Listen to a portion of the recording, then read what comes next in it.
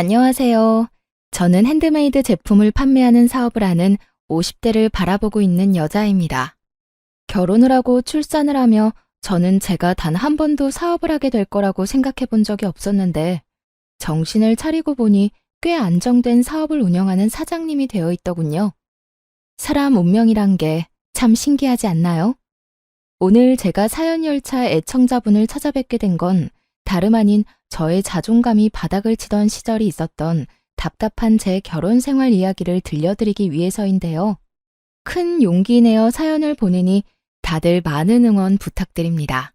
그러면 이야기 시작해 볼게요. 저와 남편은 소개팅으로 만나게 되었습니다. 사실 처음엔 저뿐만 아니라 남편 역시 서로를 마음에 들지 않아 했어요. 그랬기에 저흰 주어진 음식을 먹으면서 적당한 예의만 지키고 다음 만남을 기약하지는 않았죠. 그런데 제가 실수로 남편의 휴대전화를 가지고 오게 되었고 그 바람에 의도치 않던 두 번째 만남을 가지게 되었어요. 격식 차린 차림이 아닌 운동복 차림으로 가진 두 번째 만남. 저 못지않게 남편 역시 편한 차림이었고 저흰 편한 차림만큼 가볍게 커피나 한잔하고 헤어지기로 했습니다. 그런데 소개팅이란 자리에서 벗어나 편하게 만난 남편과의 시간은 생각보다 즐겁더라고요. 남편 역시 그렇게 생각했는지 헤어질 무렵 다음 만남을 기약하게 되었죠. 그렇게 만남을 이어오다 3년이 되던 어느 날 저흰 결혼을 하게 되었고 남편과 제 사이엔 어느새 7살 아들이 자라고 있었죠. 신혼 때는 저 역시 직장 생활을 하고 있었습니다. 하지만 출산과 육아를 하며 일을 병행한다는 건 너무 힘든 일이었죠. 엄마, 엄마, 나 어린이집 싫어. 가기 싫어. 도연아, 엄마도 도연이랑 헤어지는 거 싫어. 그런데 엄마도 해야 할 일이 있는걸? 엄마는 회사에 가서 일을 해야 하니까 도연이는 어린이집 가서 친구들하고 선생님이랑 조금만 놀고 있어. 엄마가 빨리 도연이 보러 갈게. 싫어, 싫어. 도연이는 싫다고. 말이 터지기 시작하니 아들은 본격적으로 어린이집을 거부했고 전 결국 복직을 하고 3개월 만에 직장을 그만두게 되었습니다. 처음엔 남편도 제가 일을 그만두는 걸 반대한다거나 싫어하진 않았어요. 오히려 반기는 쪽이 가까웠죠. 아무래도 도연이 때문에 직장 생활을 더 하는 건 무리인 것 같아. 아침마다 전쟁도 그런 전쟁이 없어. 가기 싫다는 아들 떼어놓고 출근하는 내 맘도 편하지 않고. 퇴근도 늦으니까 도연이 데리러 가면 애 혼자 있을 때가 한두 번이 아니라니까. 그 어린애를 아침 일찍 데려다주고 제일 늦게 데리고 오고. 다 애를 위해서 회사 다니는 건데 정말 이게 애를 위한 일이 맞나 싶다니까. 그래서 말인데 나 회사 그만둘까 봐. 그래, 그렇게 하자. 나 혼자 본다고 우리 집이 망하는 것도 아니고. 내가 좀 더 부지런하게 일하면 괜찮을 거야. 당신은 다른 걱정하지 말고 우리 도연이나 잘 키워줘. 돈 걱정은 하지도 말고 집안일만 신경 써. 알겠지? 이렇게나 저와 생각이 통하고 든든하던 남편이었는데 시간이 지나면 지날수록 저에게 생활비로 압박을 해오기 시작하더라고요. 그것도 물가 반영은 1도 하지 않은 4년째 같은 금액으로 주는 생활비로요. 이번 달에 생활비 좀 줄이면 안 돼? 뭐? 생활비를? 안 돼. 지금 주는 것도 사실 부족해. 거기서 아끼고 또 아끼면서 겨우 맞춰나가고 있는 건 몰라? 그런데 여기서 생활비를 더 줄인다고? 안 돼. 절대 안 돼. 나도 힘들어서 그래. 요즘 회사 사정도 안 좋아서 연장 근무하는 것도 눈치 보이고. 그러지 말고 당신 다시 일자리 알아보면 안 돼? 나 혼자선 도저히 힘들어서 안 되겠어. 요즘같이 힘든 시기에 내가 취업이 되겠어? 하여튼 알아는 볼게. 그래도 큰 기대는 하지 마. 나한테 취업 가지고 부담을 주지 말란 말이야. 알겠어. 내가 부담을 주면 또 얼마나 준다고. 천천히 시간을 가지고 기다릴 테니까 노력이라도 해봐. 그렇게 전 취업을 준비하게 되었고 제 예상대로 그건 쉬운 일이 아니었죠. 경력 단절에다가 아기 엄마. 그 어느 회사에서도 선호하는 사람은 아니었고 취업을 준비하며 저의 자존감마저 바닥을 치게 되었습니다. 예전엔 다른 회사에서 이직을 권할 만큼 능력 있는 사람이었는데 이젠 어디에서도 환영받지 못하는 사람이 되었다는 생각에 자존감은 급속도로 바닥을 치게 되었죠. 그러는 와중에 그 어떤 압박도 부담도 주지 않겠다는 남편은 그 호언장담이 무색하게 그렇지 않아도 바닥인 제 자존감을 더욱 바닥치게 했습니다. 면접은 어떻게 됐어? 오늘 근처 회사에 면접 보러 간다고 했잖아. 그런데 그게 안 될 것 같아. 도연이 곧 8살이라고 하니까 초등학교 들어가면 엄마 손길이 더 많이 필요할 텐데 회사 일은 어떻게 할 거냐고 되묻더라고. 아, 답답하다, 답답해. 내가 더 답답하다. 어떻게 매번 그렇게 다 떨어지냐? 면접 보러 가면 좀 웃고 해. 그렇게 궁상 떨고 앉아있는데 어느 사장이 합격시켜주고 싶겠냐? 나 같아도 싫겠다. 당신 무슨 말을 그렇게... 그리고 내가 면접하러 가서도 이러고 있겠어? 지금이야 매번 면접에서 떨어지니까 속이 상해서 이런 표정인 거고 면접에선 나도 밝은 표정으로 있다고. 하여튼 말이라도 좀 예쁘게 하면서 위로라도 해주면 안 돼? 그렇지 않아도 속상하고 자존감도 떨어지는데 당신까지 꼭 그렇게 후벼 파야 속이 시원하냐고. 당신이 잘못해서 면접 떨어져 놓고 왜 나한테 화풀이야? 엄한데 화풀 생각 말고 저녁이나 차려. 돈 못 벌면 밥이라도 제때제때 차려내란 말이야. 남편은 매번 떨어지는 면접에 상심이 큰 저를 위로하기는커녕 비아냥대며 저의 속을 뒤집어 놓기 일쑤였고 전 그런 남편에게 마음이 상할 대로 상해버려 점점 입을 다물게 되었죠. 그럴수록 남편이 점점 더 저를 무시하기 시작했고 어느새 저흰 눈만 마주쳤다 하면 서로를 깎아내리기 바쁜 사이가 되어버렸어요. 이번에도 떨어졌지? 물어 뭐해. 아무 말 안 하고 있는 거 보면 100% 떨어졌겠지. 하긴 나 같아도 당신 같은 아줌마는 안 쓰겠다. 나 같은 게 어때서? 당신 진짜 말 그따위로밖에 못해? 그리고 내가 이렇게 아줌마 된 게 다 누구 때문인데? 누구 때문인데? 설마 나 때문이라고 할 건 아니지? 당신이랑 결혼하고 애 낳고 집안일 하느라 경력단절 된 건 생각도 안 하나 봐. 내가 만약에 일 안 쉬고 당신처럼 일했으면 아마 모르긴 몰라도 업계 최고 대우 받으면서 일했을 거야. 그건 당신 생각이고, 그리고 그렇다고 한들 그게 무슨 소용이야? 지금은 취업도 못하고 집에서 밥이나 축내는 밥순인데 말이야. 뭐? 밥순이? 참나 기막혀서. 그러는 너는 뭔데? 밥순이한테 밥이나 빌어먹고 사는 너는 뭐냐고. 뭐? 밥이나 빌어먹어? 너 지금 말 다 했어? 됐다. 말을 말자. 내가 무식한 여팻네랑 무슨 말을 하겠어? 이렇듯 끝은 무식한 여팻네였고 전 여팻네 말만 들으면 치가 떨릴 정도로 무시를 당하고 있었습니다. 그렇게 무시가 일상이 되던 어느 날 친정엄마의 생일이 다가왔고 전 늘 그렇듯 돈을 뽑아 봉투에 돈을 넣고 있었어요. 다른 때는 1년에 한 번 드리는 용돈이기에 시댁 친정 구분 없이 50만 원씩 드리고 있었지만 남편 놈과 돈과 취업 때문에 다툼이 잦은 시기라 눈치가 보이더라고요. 그래서 고민하다 30만 원만 마련하게 되었고 그 돈을 봉투에 넣고 있었죠. 고작 30만 원에도 이렇게 눈치를 보고 살아야 하느냐는 마음에 참 속이 상하더라고요. 서럽기도 했고요. 말이야 바른 말이라고 육아하고 살림 사는 걸 시급으로만 따져받아도 이렇게 부모님 용돈 드리는 것까지 눈치 볼 일은 없었을 텐데 이딴 남편을 둔 가정주부들의 한탄스러움이 정말 무엇인지 단번에 느껴지는 날이었습니다. 그렇게 한탄스러우면서도 남편의 눈치나 살펴야 하는 저 자신과 처지가 싫기도 했고요. 그렇게 한숨을 푹푹 내쉬며 봉투를 준비하는데 남편이 방으로 들어오더라고요. 방으로 들어온 남편은 그냥 저를 스쳐 지나가는가 싶더니 제 손에 들린 봉투를 보곤 걸음을 멈춰 저에게 물어오더라고요. 웬 돈이야? 전혀 아무것도 모른다는 표정에 저는 반사적으로 고개를 들어 남편을 노려봤고 저의 눈빛에 의아해하던 남편은 이내 엄마의 생일이란 게 떠오른 듯 재빨리 말을 하더라고요. 아, 장모님 생신이지? 이번 주 주말에 같이 밥 먹기로 했어. 시간 괜찮지? 주말에? 나 안 돼. 당직 잡혀서 회사 나가봐야 해. 진작 말해주지. 일찍 알았으면 다른 사람이랑 미리 바꿨을 텐데. 당직이라 사실 알고 있었어요. 당직이 아니라는 걸 말이에요. 남편은 평소 가지고 다니는 수첩에 당직 날은 습관적으로 표시해두곤 했는데 엄마 생일이 있던 달이라 미리 남편 수첩을 확인했었거든요.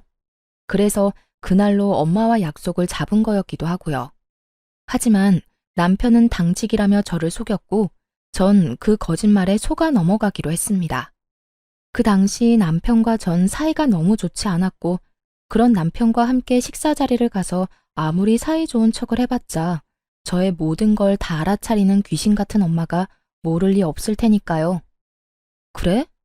뭐 어쩔 수 없지. 엄마가 당신 좋아하는 중식당 가자고 해서 예약해놨는데 취소하고 한식당으로 가야겠다. 사실 엄마는 중식보단 한식 좋아하시잖아. 한식당 갈 바엔 그냥 집에서 대접해. 괜히 나가서 식당에 돈 버리지 말고. 그리고 친정에 주는 용돈도 좀 줄여. 우리 형편에 50만 원이 가당키나 해.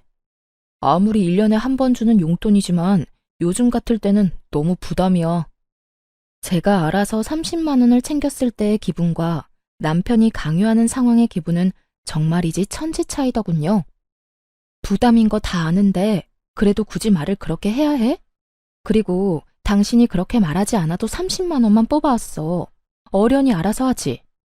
내가 당신이 그렇게 힘들다는데 50만 원씩 뽑아왔겠어? 잘했다 칭찬까진 바라지 않았어도 적어도 제가 이렇게까지 말한다면 최소한 침묵이라도 해줄 거라 생각했는데 그건 정말 저의 큰 착각이었더라고요. 30만 원을 드린다는 제 말에 남편이 화를 내며 펄쩍 뛰기 시작했으니까요. 뭐? 30만 원? 그것도 너무 많지. 10만 원만 드려. 아니, 그건 너무 심한가? 그래, 인심 썼다. 15만 원. 15만 원 드리고 식사 대접도 우리 집에서 해. 당신이 다 만들면 되잖아. 뭐?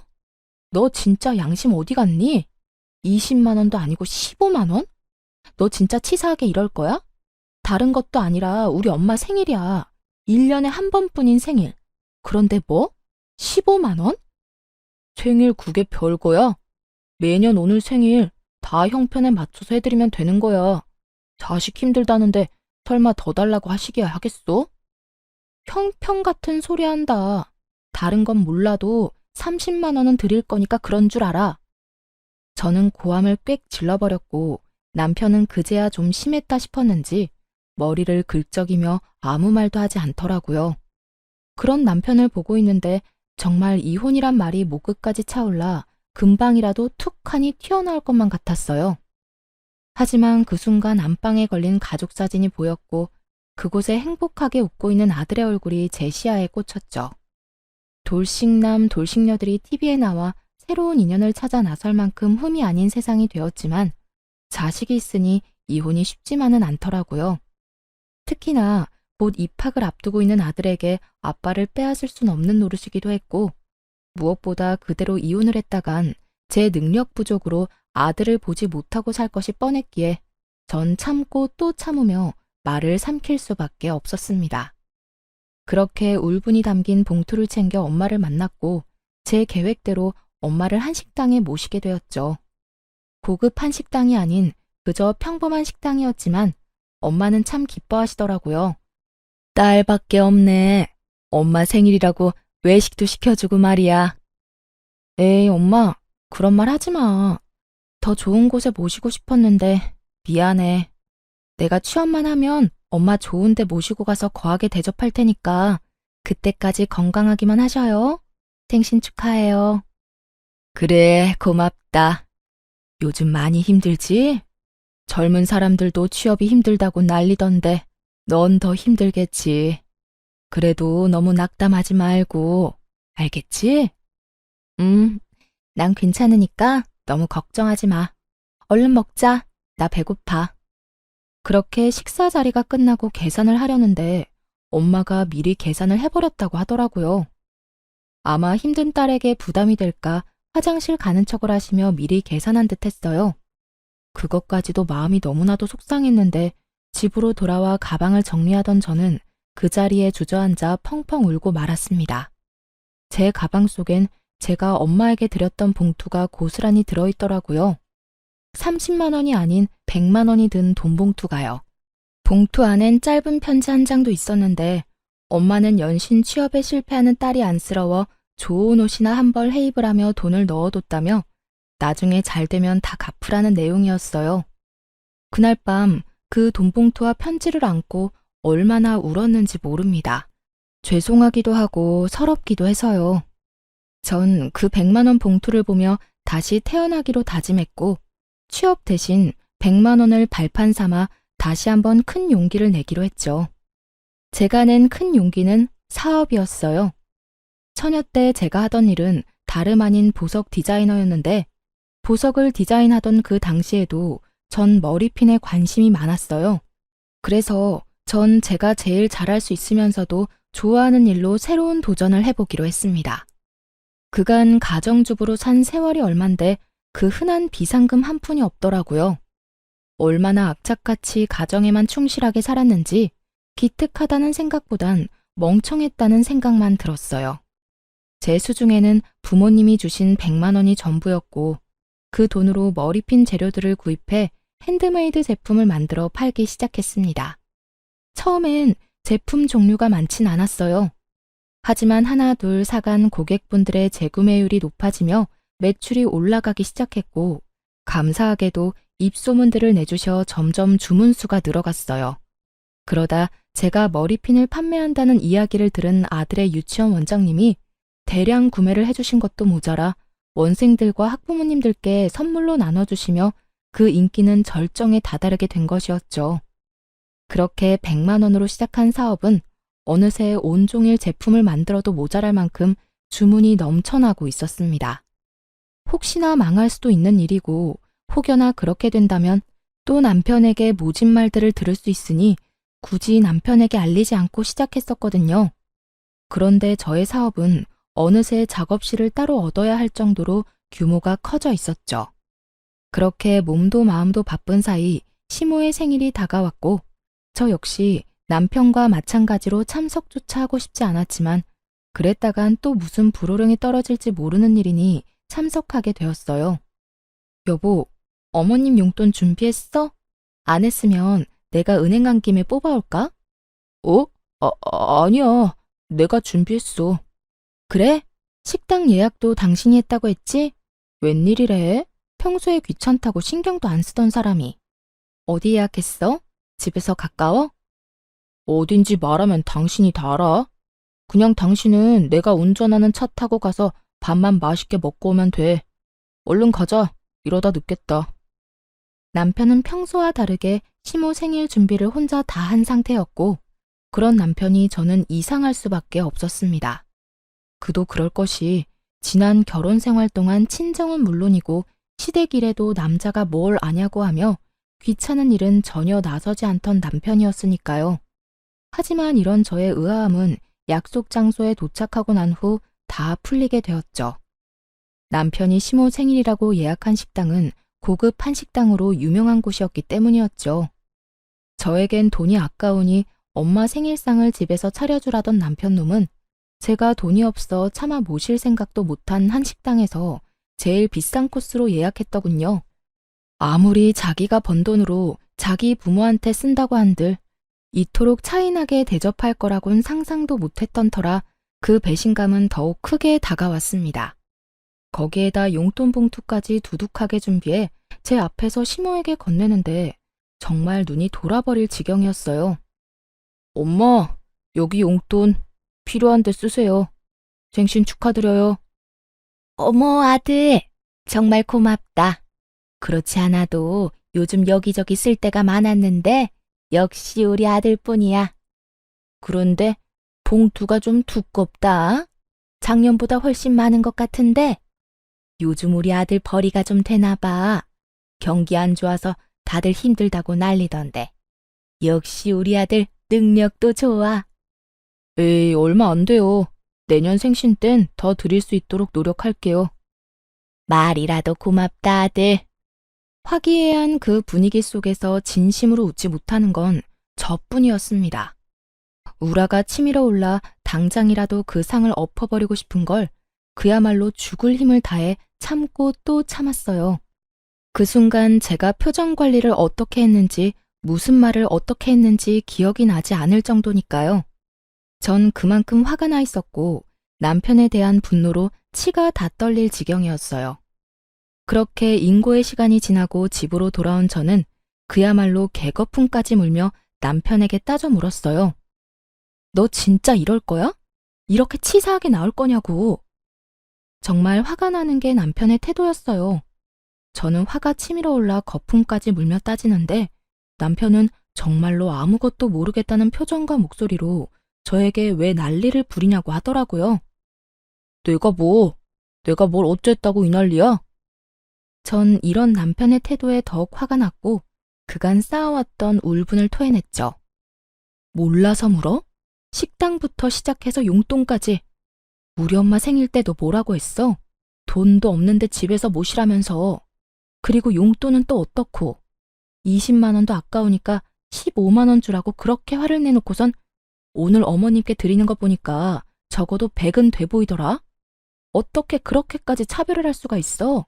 뭐든 적당히 해야지. 네 엄마만 부모고 내 엄마는 남이다 이거니?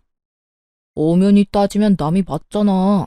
그리고 당신 엄마는 당신이 챙기고 우리 엄마는 내가 챙기는 게 당연한 거잖아. 당신은 오히려 나한테 고마워해야 해. 당신이 장모님한테 드린 용돈도 내 돈으로 드린 거잖아. 그러니까 지금 당신이 나한테 화낼 게 아니라 고마워해야 하는 거라고. 30만 원이든 15만 원이든 그게 얼마든 당신이 나 없었으면 그 돈을 줄 수 있었을 거라 생각해? 뭐? 당신 진심이야? 정말 진심으로 그렇게 생각하고 있는 거야? 그리고 더 솔직하게 말하면 나 사실 당신 집에 돈 주는 거 아까워. 형편이 좋으면 몰라. 솔직히 나 혼자 벌어서 양가 다 챙기는 게 쉬운 줄 알아? 솔직한 심정으론 처가에 주는 돈 우리 집에 다 주고 싶다고.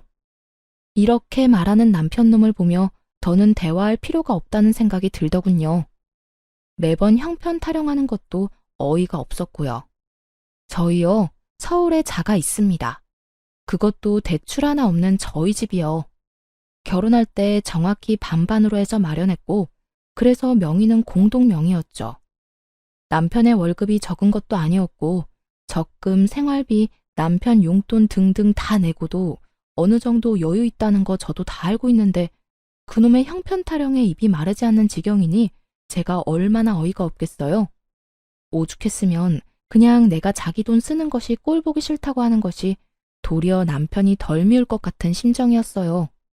전 끊임없이 치사하게 구는 남편에게 이렇게 말했어요. 그래, 알겠다. 그러면 앞으로 당신 집은 당신이 챙겨. 내 집은 내가 챙길 테니까. 불만 없지? 불만? 불만이 왜 있겠냐? 나야 당연히 고맙지. 너 분명 네 입으로 그랬다. 각자 집은 각자 챙기기로. 남편은 각자 집을 챙기게 된다면 누구 손해가 큰지 전혀 알지 못하는 듯 하더군요.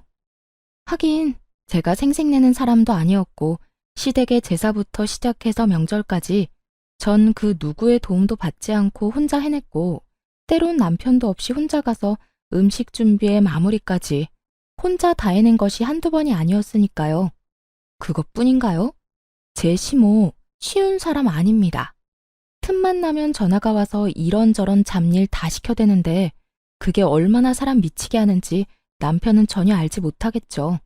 그런 모든 일들에서 해방시켜준다는데 제가 마다할 이유는 없었고 전 다시 한번 정확히 각자의 의미를 짚어주었죠. 그래, 알겠어. 앞으로 나 당신 집에 발길도 안 할 거야.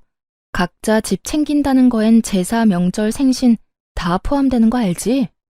난 이 시간 이후부터 그 모든 걸 다 챙기지도 참석도 안 할 테니까 그런 줄 알아. 아, 물론 당신도 안 챙겨도 돼. 우리 집은 내가 알아서 챙길 테니까.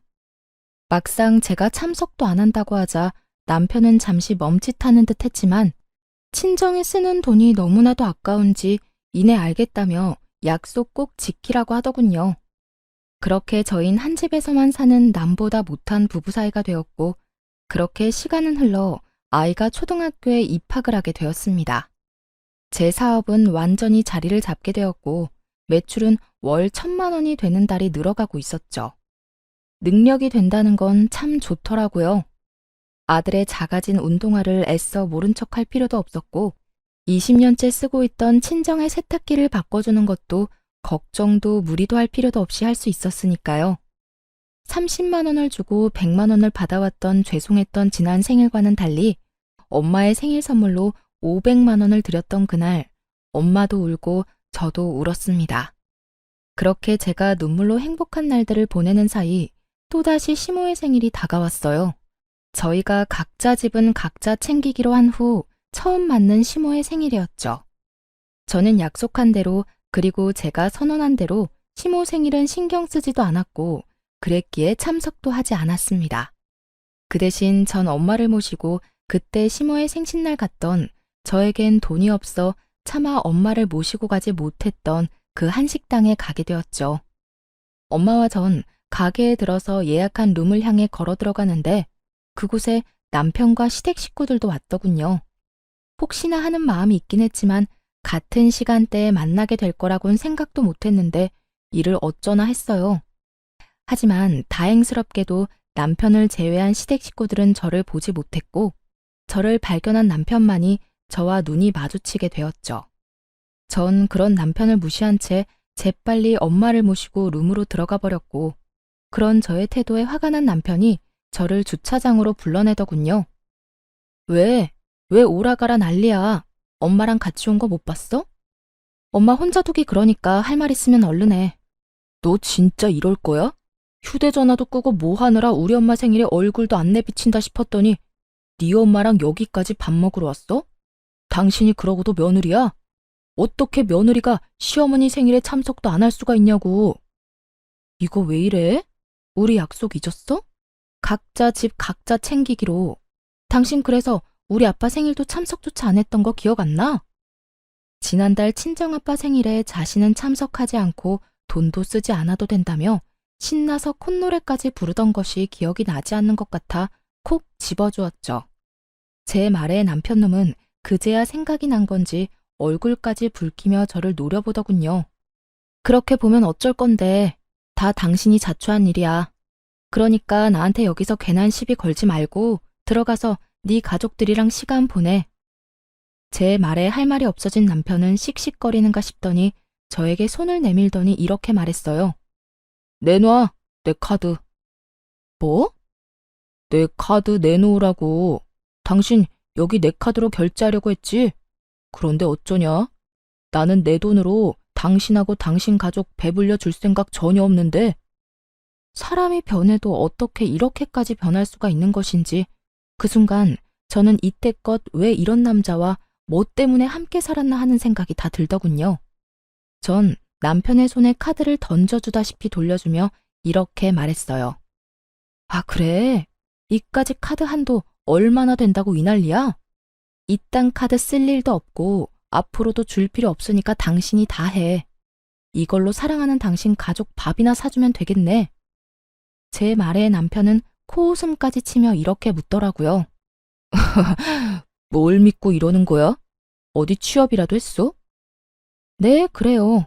전 그때까지도 제가 사업을 하고 있으며 그 사업으로 대박이 났다는 사실을 알리지 않고 있었어요. 아니, 정확히는 알릴 수가 없었죠. 남편놈은 저와 한바탕 하고 난 후 생활비조차 주지 않고 있었고 그렇게 무책임하게 굴면서도 단 한 번 저에게 돈이 필요하지 않냐고 묻지도 않았으니까요. 그런 남편에게 굳이 제가 알릴 필요도 알릴 틈도 없었던 겁니다. 취업은 무슨? 내가 어떻게 취업을 하겠어? 틀린 말은 아니었어요. 사업으로 성공을 하게 됐지만 취업에 성공한 건 아니었으니까요. 제 말을 들은 남편은 더욱 의아하다는 얼굴로 저에게 따져 묻기 시작했어요. 그러니까 내가 생활비도 안 주는데 네가 무슨 돈이 있어서 여기를 왔냐고. 당신이 생활비 준 게 언제인지 기억도 안 나는데 그동안 생활은 걱정은커녕 아들 용돈 한 번 걱정하는 법이 없더니 고작 식사 한 끼 네 돈으로 사줄까 봐 걱정은 되는가 봐. 그래, 여기가 얼마나 비싼 식당인데 당신 같으면 걱정 안 되겠어? 걱정하지 마. 나 취업은 못했는데 사업이 대박이 났거든. 그래서 우리 엄마 모시고 여기 정도 올 돈은 있어. 뭐? 사업? 당신이 무슨 사업이야? 집에서 살림만 하던 여자가 사업은 무슨? 괜히 자존심에 나한테 거짓말하는 거지? 그래, 그거네.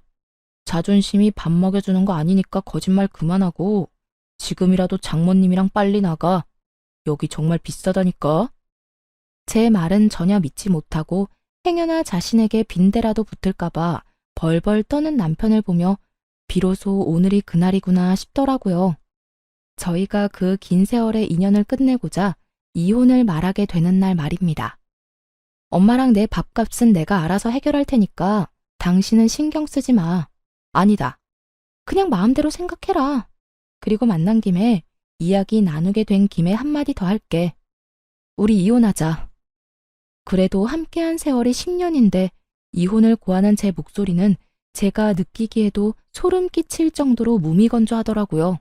오랜만에 만난 지인에게 다음에 만나면 밥이나 먹자고 하며 건네는 말투. 그 이상도 그 이하도 아닌 아무런 감정도 담지 않은 목소리였어요.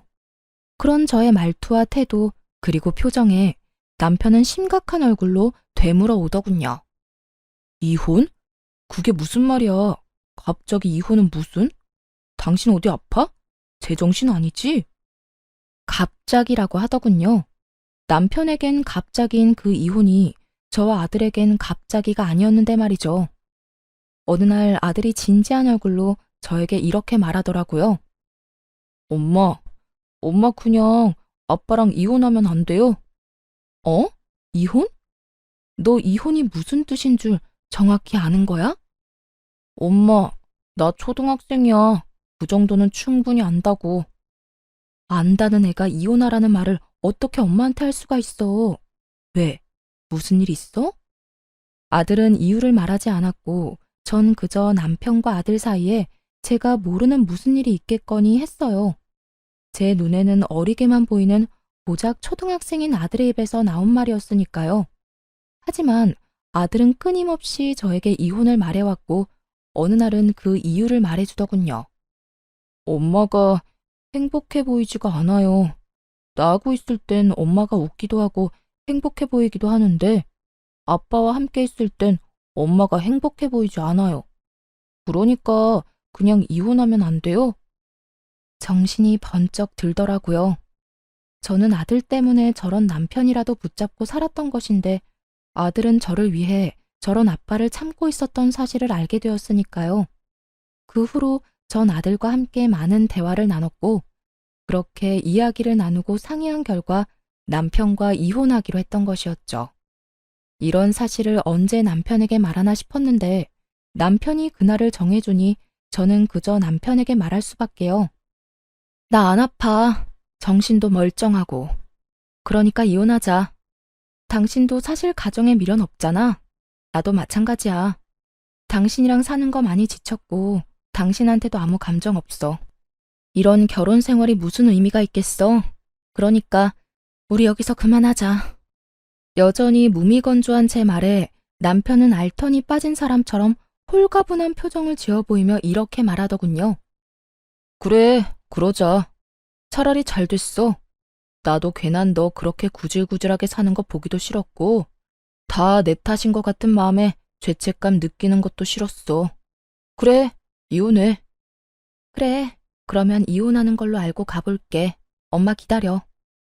그렇게 저흰 각자 부모님에게로 돌아갔고 무사히 식사 자리를 마쳤습니다. 저는 식사가 끝나고 차를 한 잔 마시며 엄마에게 모든 사실을 털어놓았고 엄마는 이렇게 말씀해 주시더라고요. 대충 눈치는 채고 있었어. 어느 순간부터 처가인 발걸음도 하지 않고 네가 많이 힘들어 보였거든. 그래서 걱정 많이 했는데 그래도 이제 엄마는 걱정 안 해. 그땐 많이 힘들어 보였는데 이혼한다고 말하는 지금의 너는 후련해 보이거든. 잘 결심했어. 네가 행복할 수만 있다면 그게 이혼이든 뭐든 엄마는 환영이야. 이 엄마가 응원할게. 엄마는 저의 앞날을 응원해 주셨고 생각보다 좋은 분위기에서 식사 자리를 마칠 수 있었죠. 하지만 이런 저희 집과는 달리 시댁은 난리가 난 듯 하더라고요. 집으로 가기 위해 주차장으로 가니 시모가 고래고래 소리를 지르며 제 욕을 하고 있는 꼴을 보아하니 말이에요. 그년이 이혼하자고 했다고? 그래, 그까짓 이혼해. 애는 애 엄마한테 키우라고 하고 양육비는 월 20만 원만 줘. 그리고 애는 우리가 보고 싶을 때마다 본다고 하고. 알겠어? 어디 땡전 한 푼도 못 버는 거 그래도 애 엄마라고 참고 살게 해줬더니 뭐? 이혼? 그까짓 이혼 당장 해라. 그게 요즘 사업한다나 봐. 꽤 잘 되는 것 같던데. 그러고 보니 하고 다니는 것도 좀 바뀐 것 같기도 하고. 집에서 놀고 먹던 게 사업이라고 해봤자 그게 뭐 잘 되겠니? 다단계는 아닌지 몰라. 사업을 하든 취업을 하든 그 물건 못 쓸 물건이니 이혼해. 이런 대화는 저는 물론이고 친정엄마까지 듣게 되었고 엄마의 표정은 좋지 않았습니다.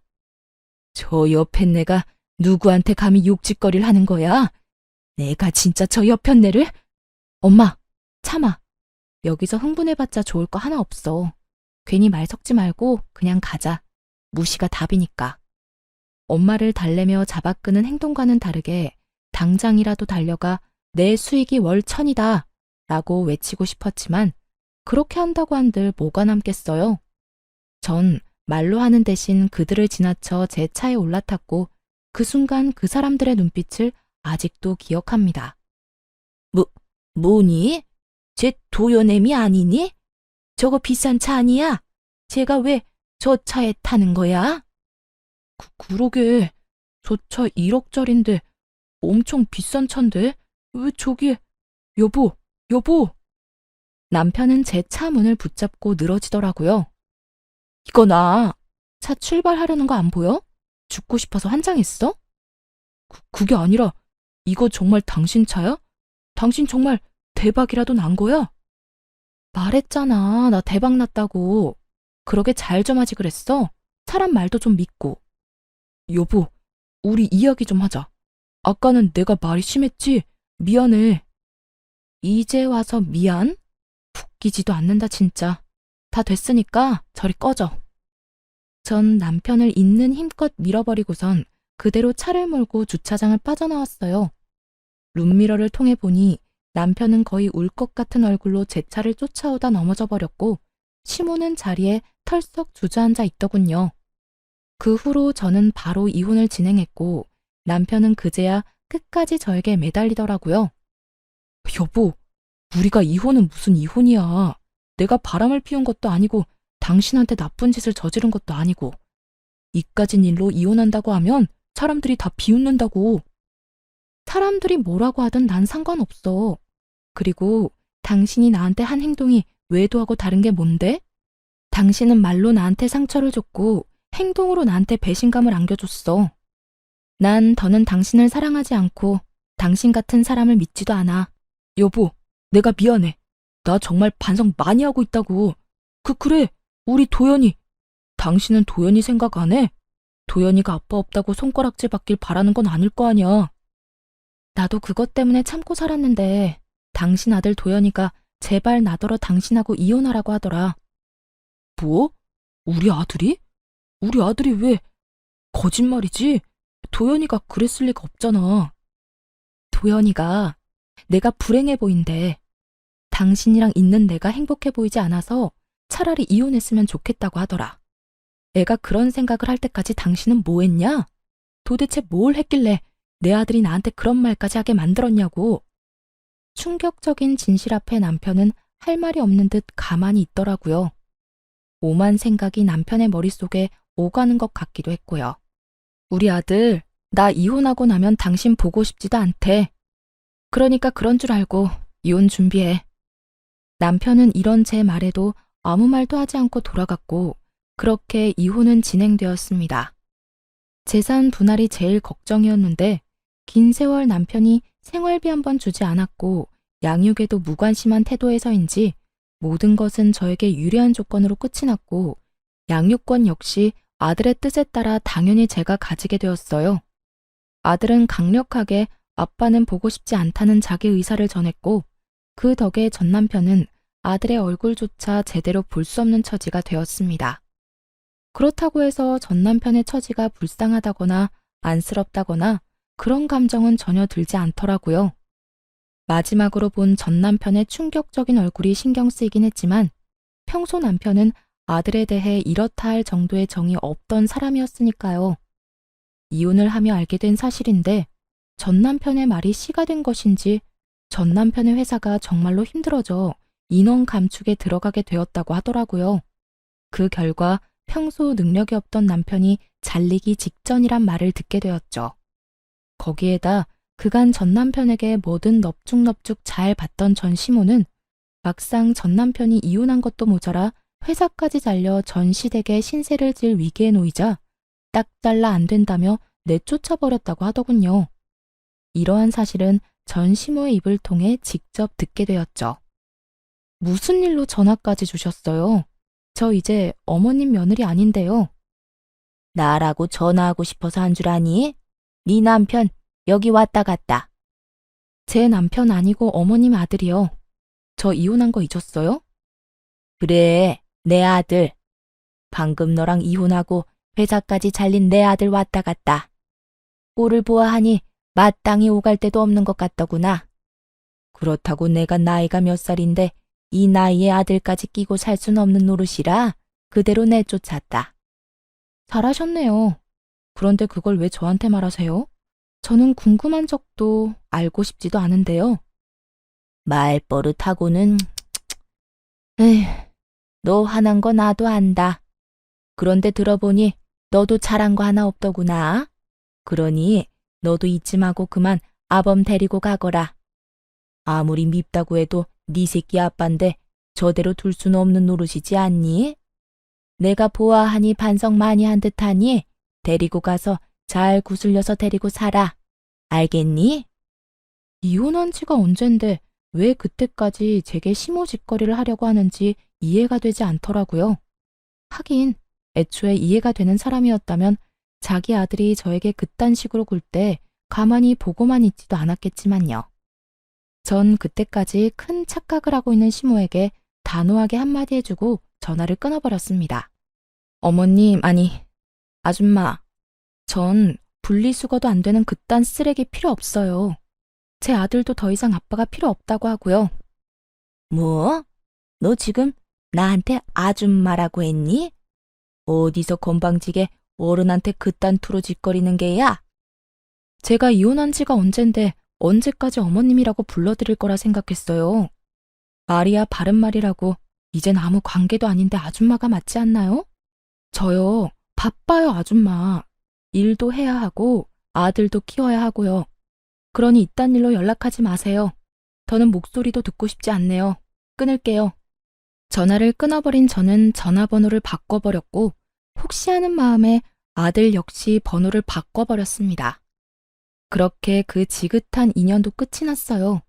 그 후 저는 아들과 함께 잘 살고 있습니다. 이혼을 하고 난 후 제법 자란 아들이 저에게 이런 말을 해주더라고요. 엄마, 이제 정말 엄마가 행복해 보여. 그래서 나도 행복해. 그러니까 엄마, 앞으로도 많이 행복해 해줘. 나도 행복하게 말이야. 아들, 고마워. 사랑해. 나도 사랑해, 엄마. 그 말에 왈칵 눈물이 쏟아져 내리더라고요. 품 안에서 울고 웃던 아들이 어느새 자라 엄마의 행복이 자신의 행복이라 말하는 걸 보며 눈물이 나기도 했고 행복함에 웃음이 나기도 했으며 아들에게 참 고맙기도 했습니다. 만약 그 힘든 시절 아들의 말이 아니었다면 저는 어떻게 됐을까요? 그 쓰레기 같은 인간과 부부란 이름으로 아무 의미 없는 관계를 유지하며 제 인생을 갉아먹고 있지 않았을까요? 그 모든 것이 아들을 위한다는 큰 착각 속에서 말이죠. 그 삶은 결코 행복하지 않았을 뿐더러 끝도 없는 불행에 저는 병들어갔을 겁니다. 여러모로 아들의 존재가 오늘따라 더 감사하게 느껴지네요. 전 앞으로도 아들을 잘 키우는 것은 물론이고 힘들게 자리 잡은 제 사업이 흔들리지 않게 잘 유지하며 제 행복을 위해 살아갈 예정입니다. 제가 행복해야 아들 역시 행복하다고 하니 부지런히 행복해 보려고요. 때론 혼자인 것이 이겨낼 수 없을 정도로 힘이 드는 날이 오겠지만 둘이어서 외로울 때보단 그게 뭐든 덜 힘들지 않겠어요? 전 그게 뭐가 됐든 이겨낼 자신이 있거든요. 이로써 저의 긴 사연도 끝이 났네요. 저는 이혼을 마음먹기 전까진 이런 것도 이혼 사유가 될 수 있나 하는 걱정을 많이 했던 것 같아요. 그 어느 날 전 남편이 했던 말처럼 남편은 외도를 저지른 것도 저에게 폭력을 행사한 것도 아니었으니까요. 하지만 이혼을 진행하며 변호사와 많은 상담을 했는데요. 평생을 함께 살아가야 할 동반자가 내게 무시와 멸시를 밥 먹듯이 한다면, 또 처가와 시가를 대놓고 차별한다면 그것 또한 저와 제 아들에게 정신적 가해가 될 수 있다는 것을 깨달았습니다. 제가 이런 말까지 하는 이유는 세월이 많이 변해도 집에서 육아하며 집안일 하시는 많은 분들 중에 아직도 저처럼 무시당하며 눈치를 보며 사시는 분들이 많이 있더라고요. 가정주부 여러분, 육아와 집안일도 엄연한 일입니다. 가정에서 가장 중요한 일이죠. 그러니까 너무 눈치 보고 주눅이 들어 살지 마세요. 할 말은 하고 살자고요. 그럼 저는 이만 물러가 볼게요. 긴 시간 함께 해주신 모든 분들 감사합니다. 행복하세요.